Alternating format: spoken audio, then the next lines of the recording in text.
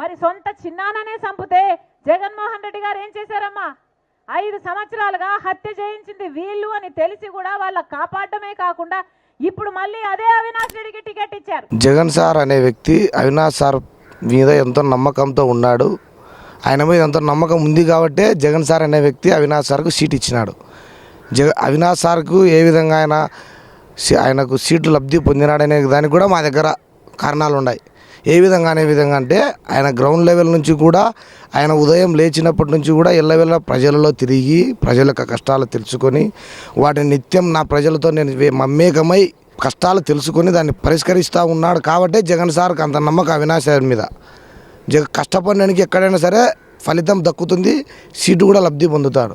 అందువల్లనే మా జగన్ సార్ అనే వ్యక్తి అవినాష్ అనే వ్యక్తికి ఎంపీగా సీటు ఇచ్చినాడు. హత్యలు చేశారు అంటున్నారు కదా. హత్యలు చేసేట్టు మీ దగ్గర ఆధారాలు ఉన్నాయా? ఒకవేళ ఆధారాలు ఉన్నట్టయితే మాకు చూపించండి.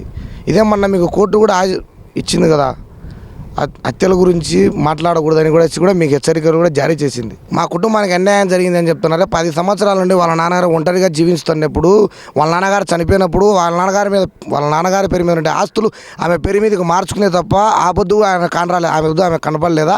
మా కుటుంబానికి అన్యాయం జరిగింది, మా కుటుంబాన్ని బజార్న చేశారని మాట్లాడుతున్నారు. ఇప్పుడు ఆ సునీత గారు వచ్చేసి ఆ రోజు ఎక్కడికి పోయినారు? తన పేర్లు వాళ్ళ నాన్న పేరు మీద ఉండే ఆస్తులన్నీ ఆమె పేరు మీదకి మార్చుకున్నారు కదా. ఇదే సునీత గారు ఆ రోజు ఎక్కడికి పోయారు? ఈ రోజు ఉండే గొంతు ఆ రోజు ప్రశ్నించడానికి లేదా?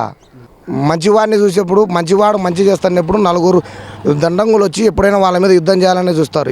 ఇప్పుడు సునీత గారు, ఆ యొక్క షర్మిల గారు సొంతం ఒక తల్లి కడుపున పుట్టిన మీద కూడా వాళ్ళని నిందలు వేస్తారంటే వాళ్ళు ఎంత నీచానికి దిగజారన్నారో ఒకసారి మీరు అర్థం చేసుకోండి.